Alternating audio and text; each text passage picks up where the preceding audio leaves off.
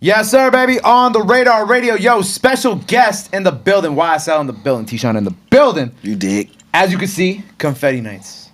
Out now. The album. What's up, bro? Welcome to the show. Appreciate you for having me, gang. Man, the day that we're recording this, you had everybody outside. Literally everybody I know in New York. I had him sending me videos. I had people texting me, yo, where you at? Why you ain't at this? I'm like, damn, man. I should have recorded tonight. Yeah, no cap. It was a vibe. You brought the whole New York City out, plus more. Yeah, it was over capacity for sure. Definitely looked over capacity. But 100%. I'm excited, man. How you feeling today? I'm feeling great, man. You know, the album's out. We ready to turn up. Man, I'm so happy that this project is out. I'm so happy to see everything that you've accomplished in this past year. And I don't know why I never realized that you was originally from New York. I've been listening to your music and I just never made that connection that you was from the city. And I think that's so dope. So you're originally from the Bronx.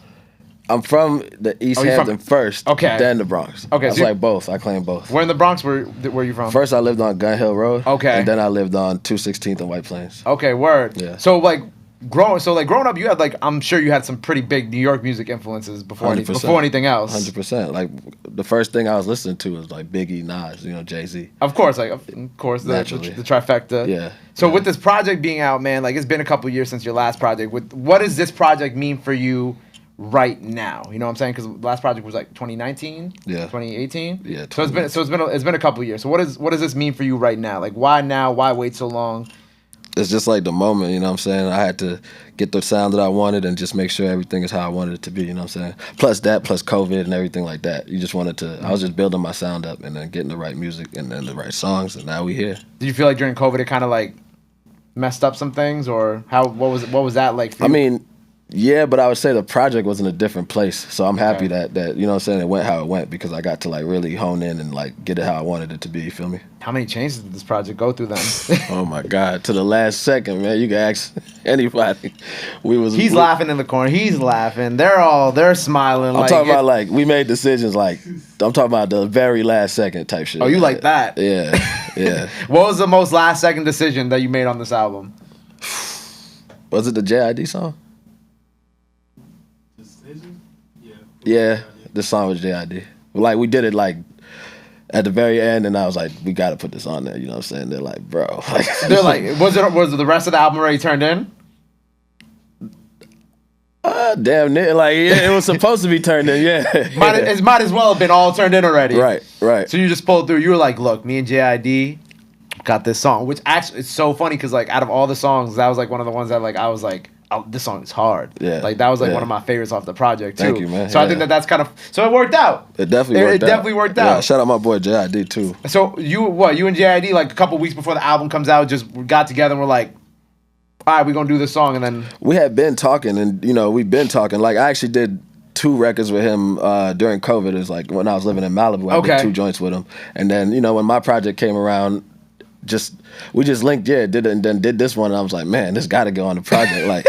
This shit too hard, you feel me? So it is what it is. We had to do it. And of course, we got to talk about this so we got Gunna, Dougie F, Young Thug, Nav, JID, of course, Sway Lee, Black, and then of course that Go from the collab, from the joint YSL tape. Thug, yep. And then some more, and then of course some more Thug.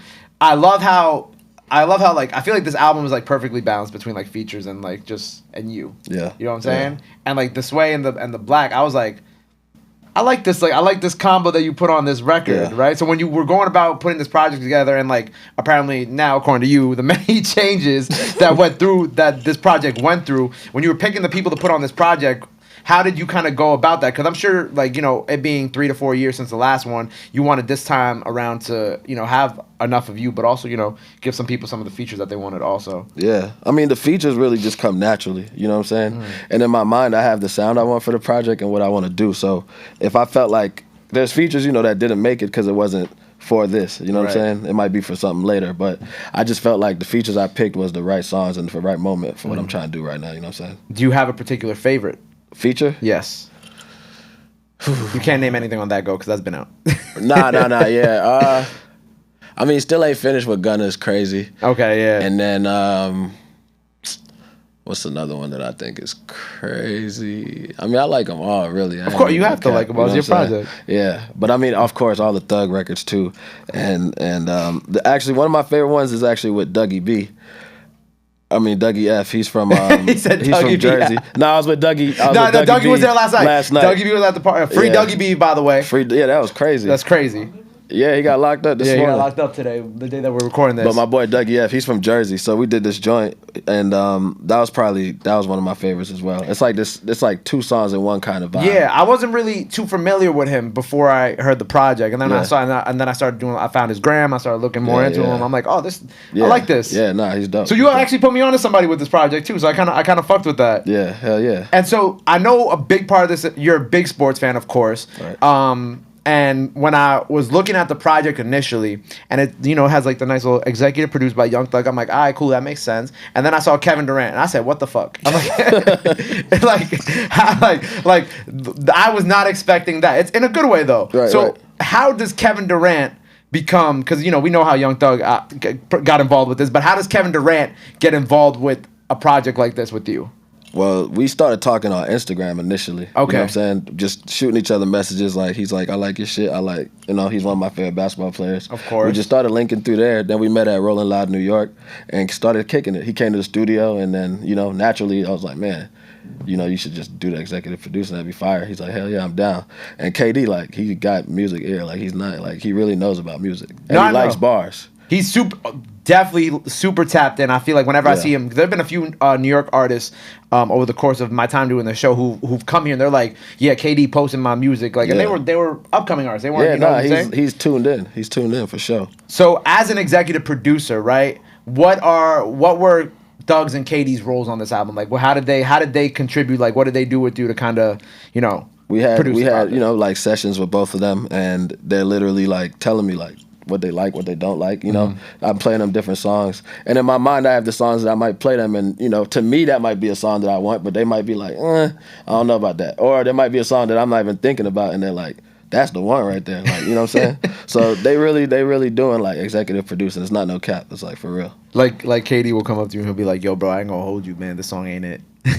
I mean, he ain't said that, but he would though. He would tell you. If he felt like it, he would tell you. He'd be like more so like, like, yeah, maybe like, this other one is more the one I think you should pick out of those songs type thing. Okay, you feel me? And then, like we did multiple sessions, so and we just got down to it. And was there like a lot of deliberation in like the track list and whatnot between the three of y'all together then? Yeah, the track list changed a lot too. And then, for instance, if Thug is like telling me some songs and KD is telling me some songs, and then they both have one song or something that they both pick, of course I'm like, all right, well, they both picked that one. That's probably one of the ones. That's one of the ones, yeah. You know what I'm saying? Yeah. But you also have to pick it too, you know what I'm saying? Like, no, I'm sure that they could both like a song. You gotta be like, at the end of the day, I still gotta fuck with, you know what I'm saying? But yeah.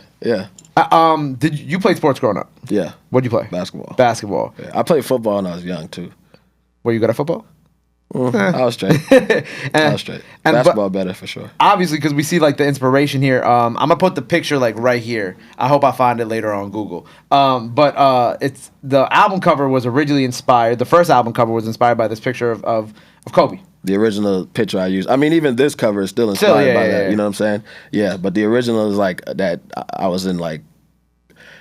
The face I made was like that same expression that Kobe had after winning that chip. Like, that just like, like, you know what I'm saying? That moment. So why that picture? Like, were you just kind of like thinking about it one day, or was it that was just when you were conceptualizing this album, it just came to you? Yeah, it just came to me. Like, I think I didn't even have a title at first, you know what I'm saying? Then that picture came to me and I was like, man, this is it. This is that vibe, like that championship feeling, you know what I'm saying? I wanted it to be like that. This is my first project with YSL, so it's like that championship feeling, that moment, you know what I'm saying? Like, damn, I finally get to put this project out on a major level, you know what I'm saying? Right. And that was that feeling for me.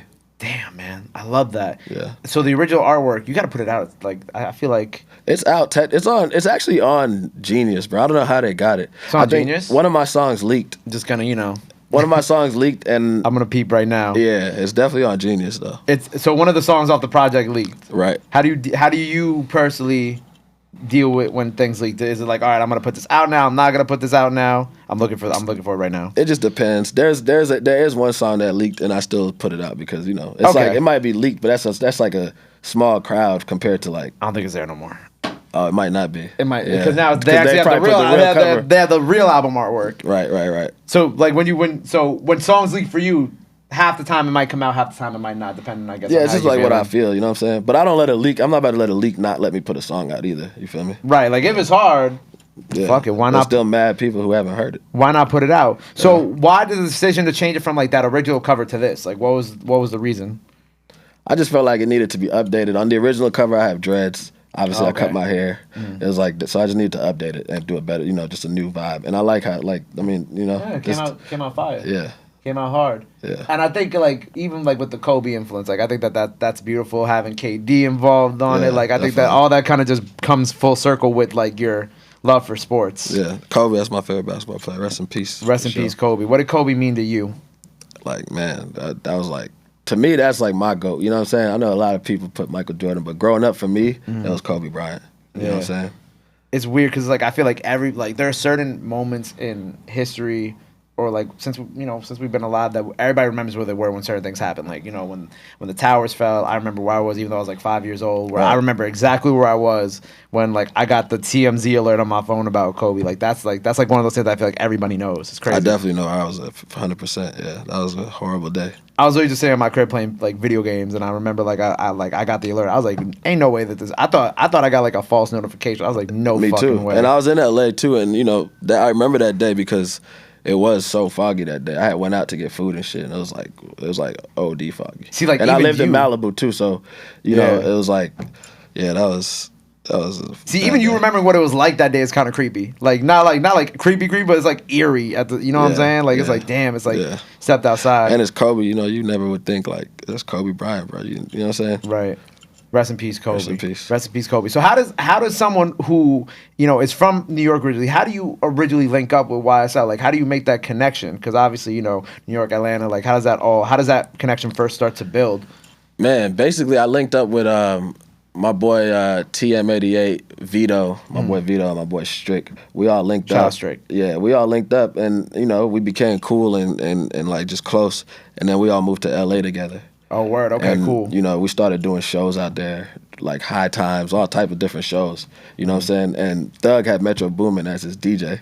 Okay. But Metro, he had just blown up basically, so he kind of wanted to stick to the producing, do more producing. So they were looking for a new DJ. They told TM like, "Yo, y'all do 3 practice shows with us. If it's fire, y'all come on tour with us." We did 3 practice shows. Some shit was, of course, fire. I'm talking about jumping off the rail. You got Vito jumping in the crowd. Yeah. TM, he like 6'6", walking on the like this. It was crazy. It was crazy. And then the rest was history. The rest is history. Naturally, he's like, "Man, like y'all turn. Let's do it. He's like, you want to join YSL? He's like, nah, he didn't tell me. Nah, see, we didn't join YSL then. We just went on tour. To be honest with you, we was riding in a motherfucking RAV4 behind the tour bus. No cap. You know what I'm saying? We had to build, you know, we was thugging it out. We was thugging it out. But, you know, it was worth it, obviously, to, you know, you got to, before, you know, people trust you, you got to build that relationship. You know what I'm saying? Right. And we did it. We really came just from the bottom of doing it. Like, I'm talking about I used to carry TM bags, Doug's bags, whatever needed to be done. You feel me? Yeah. And it worked out. You just got to put in the effort in the back of a RAV4. That's it. Trailing behind the tour bus in a RAV4. Waking up, your neck hurt every day. That shit. Yeah. But that's dope that, you know, that partnership's there now. So, like, Thug is like a mentor to you, Strick, and obviously helping put together this project. It's like a brother, a real brother, and a mentor too. Right, and obviously you were part of the incredible Billboard 200 #1 album, the YSL compilation album, Slime Language 2. Yes. First of all, of course, like I told Strick, congratulations on that. You know what I'm saying? #1 album under your belt already. Right. And then, of course, you got to be on the also incredible The Punk album. It's 2 #1s. 2 #1s. In 1 year. In 1 year. Yeah. Insane. On a record with Cole too. Yes. Insane. Shout out J. Cole too, for sure. And that was one of my personal favorite records off that project too. I want to ask about that record. How did that record come about for the 3 of y'all? Like, how'd that happen? To be honest, me and Thug did that song like years ago. So I like explain that first. Old. Yeah, like our part. So during that time when he was on the run and we did the project On the Run, it was supposed to actually be the first song on there on the Run. Wow, but it was a sample issue. And we didn't get it cleared on time, you know, before the project dropped. Yeah, so it kind of went in the vault for a little bit. And then we went on tour with J. Cole. Then after the tour, he was like, "Yo, y'all come to New York and like, let's work." And, you know what I'm saying, Thug wanted to work on his project. We went to New York. We was at the Jimi Hendrix studio. I forgot the name of it. Lady? Electric, yeah. So we were out there recording everything, and Cole heard that record, and he was like, "Man, I gotta get on this one," and he did it that same day. Did Cole pull up on the bike? Yo, you know what's crazy? Question I had. No, it's a real ass question I had. You know what's crazy though? He was riding that bike during that time. I remember that. He was. Yeah. Cole's a cool ass dude too. Like he be like meditating and shit. He told me show me some crazy YouTube meditation videos and shit. What? Yeah.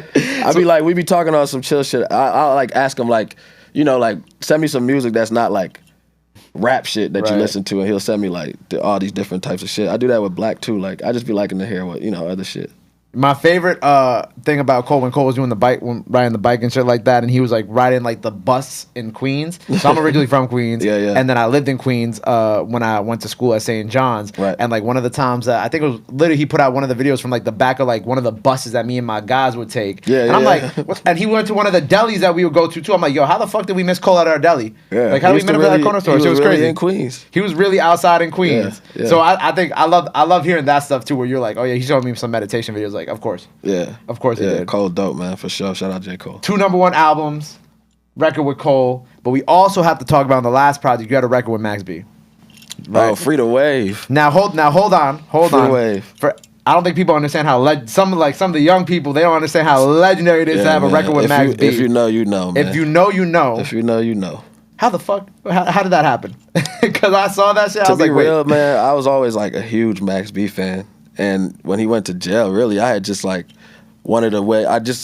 Somebody contacted me from his side, and I just wanted to like put some money on his books, really. And I just sent them some money put some money on his books, and then he did this later on. I was like, man, I would like to have Max do this like for me for this project, and then he did it like he just he like really, that. Yeah, he did. Wow, it. He showed beautiful. Love. He showed love. Free the Wave, man. God, Free the wave, God. Now that's dope. Yeah. Because when I was peeping that, I'm like, damn, he got a feature with Max B on an album in 2018, 2019. What the fuck? Yeah. I mean, his influence is still there to this day. Of course, you know what I'm saying? Of course. Yeah. Even the people who don't want to give him his credit, he's still very. I remember when I was like 14, everybody was in like class screaming "Free Max B" and shit like that. You know what I'm saying? Like, I think people underestimate his influence sometimes, but like it's there. It's still there, 100%. It's still very much there. 100%. And I know outside of the music, right? You got a few things going on. You got a management company. Right. Tell me about this management company. Tornado Warning. You know what I'm saying? I got the chain right here.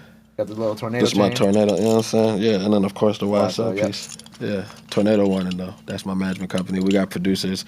We're about to start signing artists. Right now I'm focused on my producers. But yeah, that's the. Company. Who are the producers you have underneath you?